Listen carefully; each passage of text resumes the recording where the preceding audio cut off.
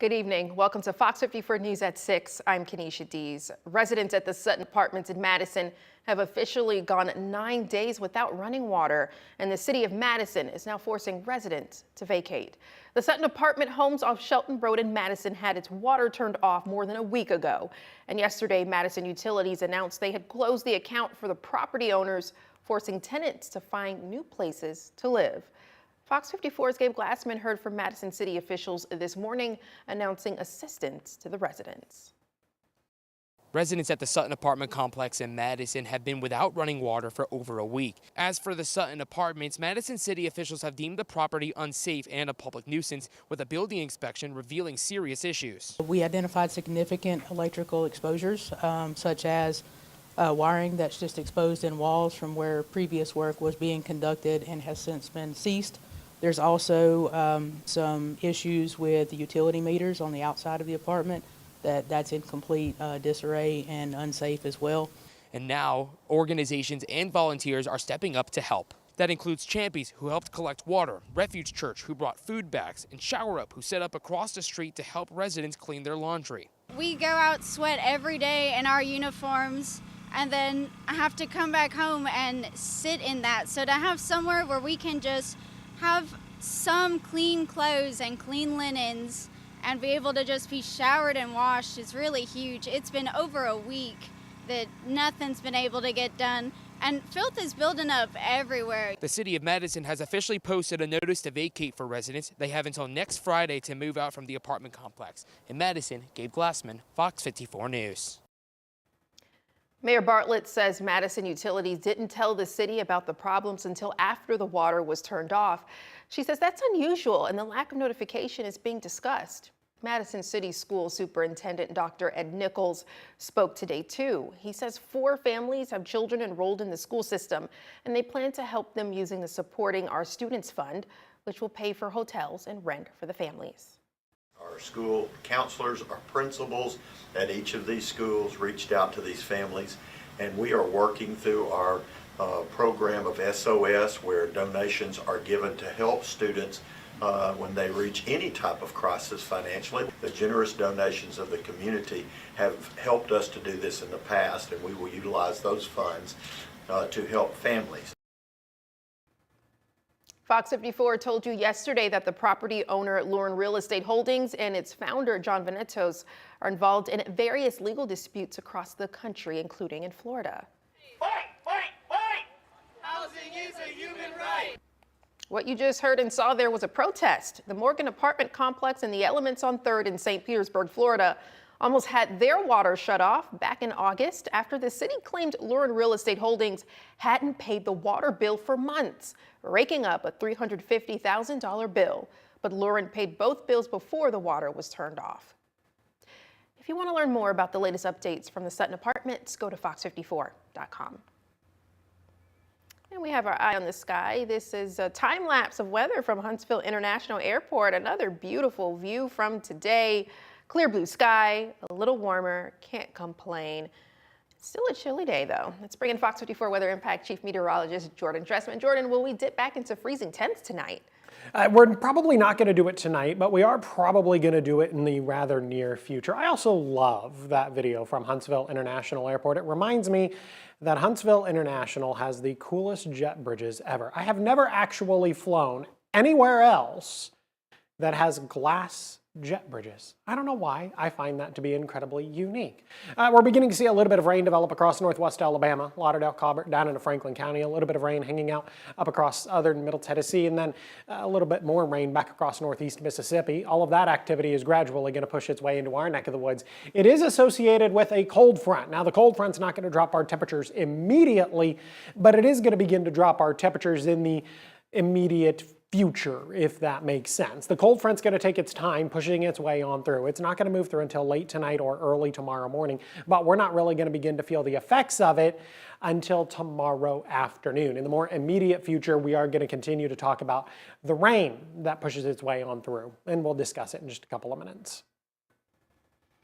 An investigation underway after a deadly house fire in Madison. Take a look. Madison Fire and Rescue says they received a call about a fire on Dublin Circle around 9:15 last night.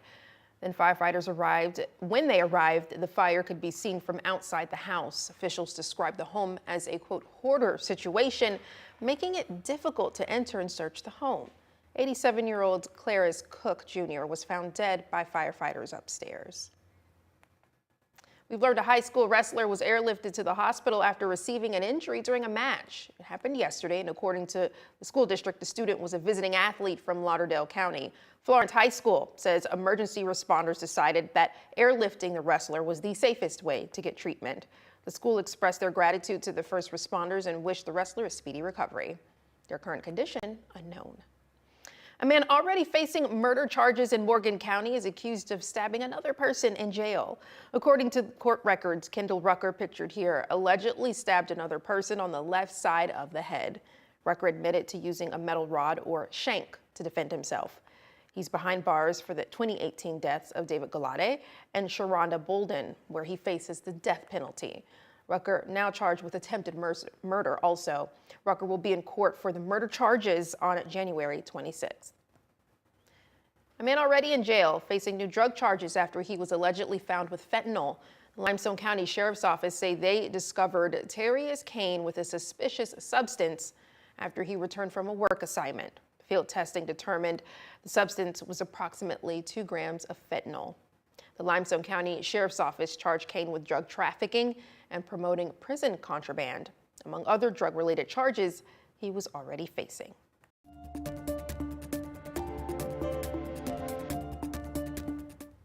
Have you seen this man? Take a good look at your screen. The Madison County Sheriff's Office is continuing the search for 52-year-old Alexander Young of Hazel Green, who's been missing since September 4th. Authorities found his car abandoned in Harvest on September 8th, but they say they weren't unable to locate him. If you have any information, you're asked to call the Madison County Sheriff's Office at the number you see on your screen, which is 256-532-4099. A big controversy on the UNA campus turned into a protest today. Marching band students are speaking out after their longtime director was placed on leave, raising questions about leadership, transparency, and the future of the program. According to students, Dr. Lloyd Jones has been part of 48 consecutive years of leadership for the UNA marching band after succeeding his father. But Jones was placed on administrative leave last week, and students are questioning the decision. Fox 54's Valentina Chalala shows us the students' plea to get their professor back. Today, that frustration turned into action. Band students at the University of North Alabama staged a walkout, some missing auditions, and many saying they won't perform until they get clear answers about their director's future. Students gathered with signs saying they followed university guidelines and kept the walkout peaceful and respectful. Meanwhile, a petition calling for Dr. Jones's reinstatement has drawn more than 4,000 signatures. He is the person that we will perform for and we will play for and who will take instruction for. And until that happens, we'll be out here. Retiring under duress and retiring are two very different things. We have it on pretty good authority that Dr. Jones would have been here for several more years had he been treated with the fairness that he deserved. Students also say the sudden change has created chaos, with other professors taking on the band director's workload without additional pay and throwing students off. We were only given like 48 hours to really prepare this whole audition. I know that I have a full class schedule. Like, I did not have time to go into the practice room and figure everything out. Some students say even those who are attending rehearsal are finding ways to quietly protest. A lot of people are showing up to rehearsals but not playing or playing softly, just to show up and not hinder things, but to show that we do care. In Florence, I'm Valentina Chalala, Fox 54 News. For now, the university has not announced when a final decision will be made. We'll have more for you tonight on Fox 54 News at 9.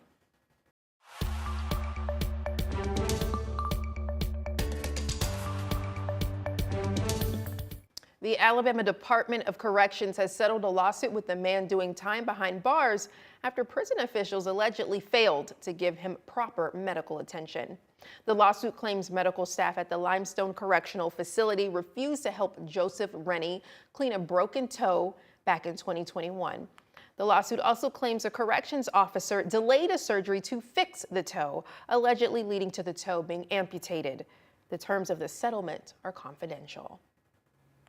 A new executive order could help expand school options in Alabama. Governor Kay Ivey signed an order enrolling Alabama in the federal education tax credit program. The The program was created under the One Big Beautiful Bill Act and allows taxpayers to receive tax credits for donations to approved scholarship granting organizations. Those funds are then used for scholarships for a wide range of education-related expenses, including tuition, books, and fees. The program is set to take effect next year. And I know God spared my life to do just what I'm doing right now. Her story of survival as a child who endured unspeakable trauma in Birmingham lives to tell. Fox 54's Caleb Aguayo introduces us to Sarah Collins Rudolph. Big rollout planned ahead for tomorrow for the Artemis II mission with a Rocket City tie. We'll take you to Florida's Space Coast on preparations.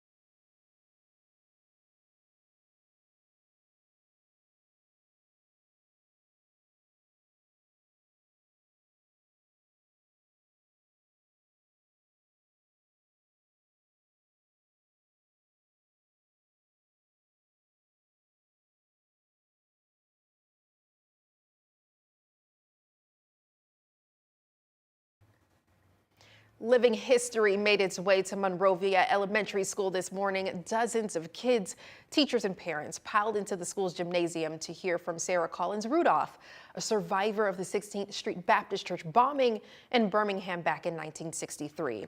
Rudolph was just a child going to church that fateful Sunday when disaster struck, killing her sister and 3 others. And you can see in this picture of her right here, she's in the hospital right after that bombing. Fox 54's Caleb Aguayo shows us how she's since turned her loss into life lessons. God healed me, and I began to tell the story because at first I was too traumatized. The trauma from the 16th Street Baptist Church bombing left Sarah Collins Rudolph lost and coping with substance abuse. But that changed the moment she says she was saved during a Sunday church service years later. And after decades reconciling with the pain, Rudolph has a message to share. It's one of love and forgiveness in the face of extreme hatred. I had a work to do, and I know God spared my life to do just what I'm doing right now. Rudolph says the work she was given is to tell people what she and others really went through during the heyday of the civil rights movement. We went through a lot of things back then in the 60s. People was killed, people was injured, and we was humiliated. But through it all, we came through. And I just thank God for that. And for the kids, she and the teachers at Monrovia Elementary School were bringing history to life. My kids were pretty enthusiastic. I wanted to elevate the learning and make the learning for them hands-on, and to meet someone that actually lived through this event was super cool. But what Rudolph went through is still considered recent history, with Schmidt saying the only way to avoid repeating events like this is to learn from them. 1963 seems like it's ages ago, but it's really not that long ago, and there's still very important lessons to be learned. Those lessons include tolerance, kindness, and respect, and Rudolph wrapped up her message with one golden bow: treat others how you'd want to be treated. In Huntsville, I'm Caleb Aguayo, Fox 54 News. 63 years later, Rudolph travels all around the state telling her story, hoping to inspire and teach young people about the hardships she faced in the name of civil rights. You can learn more on FOX54.com. We've got your lineup of events happening this weekend, including the big 20th anniversary of Melissa George Night, raising funds for Huntsville Hospital's NICU. Details ahead. And Jordan, how's our weekend weather looking? Yeah, it's going to be much cooler than we were today across the Tennessee Valley. First, we have a little bit of rain, but then a cold front pushes its way on through the Tennessee Valley. We'll talk about it in a couple of minutes.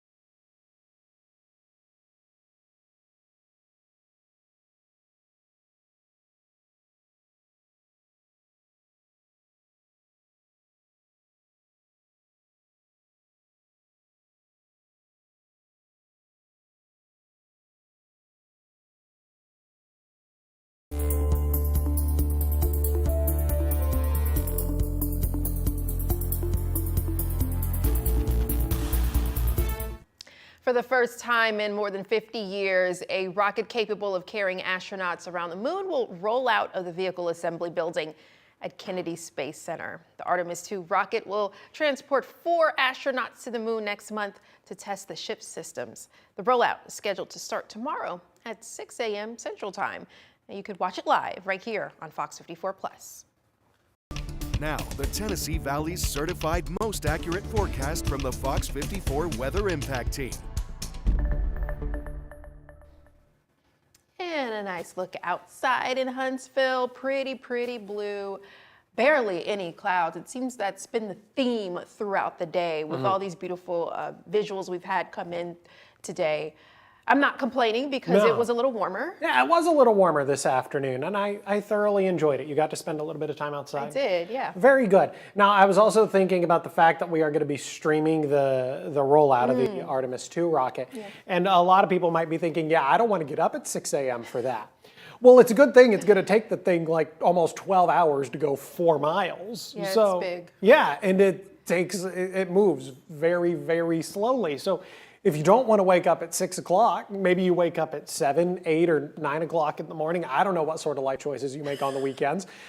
Odds are better than not. It probably won't even be halfway there by the time you wake up. Yeah, you have a big window. I know you woke up early for the Artemis 1. I did wake up for the Artemis 1 launch, and I am very excited for the potential of the Artemis 2. I was doing a little bit of research today, and I believe, assuming the wet dress rehearsal goes well over the next few days, the first launch window opens up like February 6th, and it would actually be at night, so I wouldn't have to wake up early for that. Beginning to see a little bit of rain develop across northwest Alabama, Lauderdale, Colbert, down into Franklin County, a little bit of rain developing up across southern Middle Tennessee. For the Artemis 1 launch, they had a really big party at the Space and Rocket Center. It was actually really neat, and I'm really hoping that they'll do something similar this time around. Cold front back off to the west. That cold front's going to move through the Tennessee Valley as we head into the overnight and then early into your Saturday morning. It's the whole reason we're getting a little little bit of rain this evening. Now on the backside of the cold front is naturally going to be a much cooler air mass that's going to drop temperatures as we head into the weekend. I hope you were able to spend a little bit of time outside today, because today was the best day I have in the forecast period. Here's Futurecast 10 o'clock this evening. Widespread rain. We're not going to be talking about any thunderstorms, but we could be talking about some moderate to at times heavy rain, and just simply rain. Temperatures are going to be in the 40s even as we head into the early part of the overnight, 11, 12 o'clock in the morning now.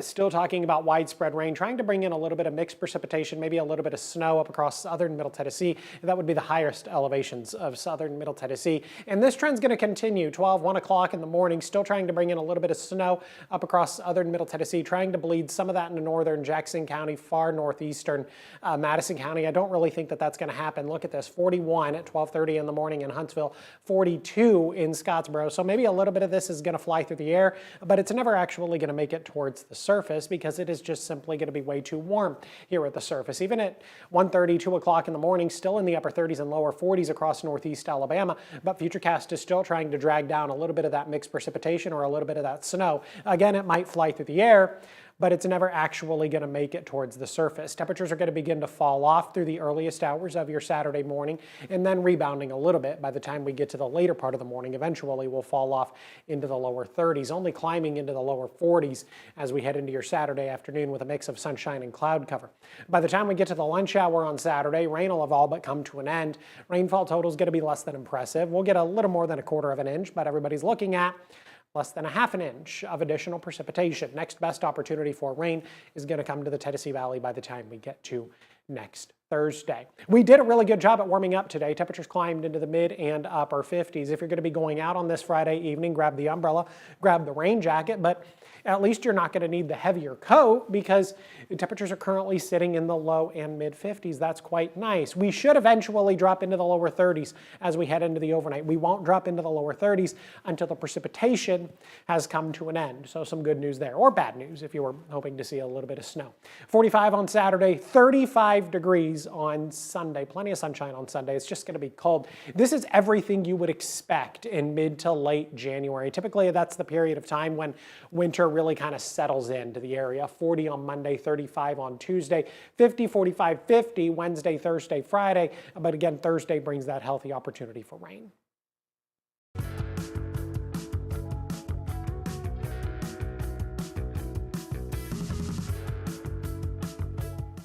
The weekend is here, and here's some activities happening across the Tennessee Valley. It's your chance to get out into nature and explore the great outdoors with a hike at Chapman Mountain. The guided hike takes you to explore the preserve's upper elevations, and it's for free. The event starts tomorrow at 12:30.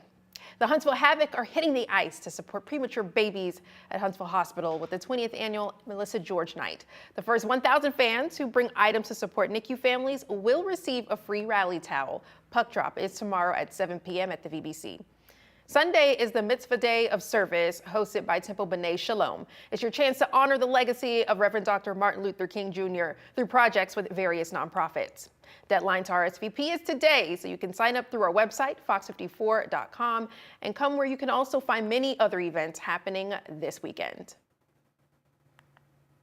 We've learned a new documentary is sitting down with two people connected to a cult murder in Ohio. In 1989, cult leader Jeff Lundgren killed the Avery family, a mother, father, and their 3 young daughters. And the special Bloodline and Blind Faith Untold Stories of the Kirtland cult killings, Damon Lundgren, Jeff's oldest son, and Danny Kraft, Jeff's most loyal follower, are speaking to the media for the first time. You can watch the entire documentary on Fox 54 Plus tonight at 8. Download on your TV, watch for free. Nick, what's new with Auburn? Oh yeah, Auburn men's basketball has a chance to bounce back after this week's disappointing loss at Missouri. The head Tiger gives us his scout of South Carolina next to sports.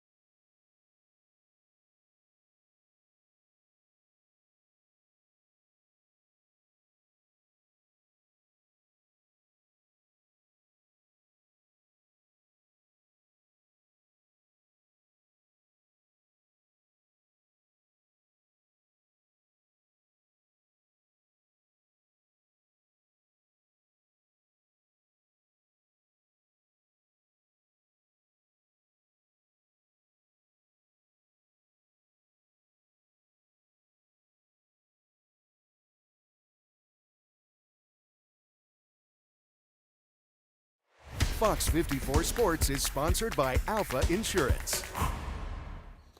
Will Auburn take a step towards where they were, or will they stagnate? We'll see tomorrow. Good evening and welcome to sports. It very much looked like Auburn was ascending in last Saturday's win over number 15 Arkansas. Then Wednesday happened, and once again, the Tigers just looked off. Head coach Stephen Pearl blamed a lack of effort and energy, and that may have been it in a 10-point loss at Missouri. Auburn, now 1-3 in SEC play, doesn't have any time to lick its wounds because another game is around the corner. This Saturday, the Tigers host South Carolina, who, if you look at the standings, aren't having a great year. But if you look closer, all of their league losses have been to top 20 teams in the country.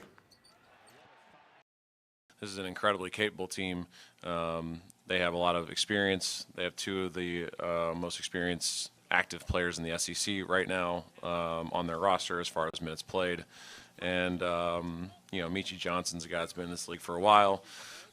Prolific scorer, does a lot of really good things. And, when they make threes, they're a different basketball team. Threes and free are really important to this team. And they do a great job of not turning the basketball over.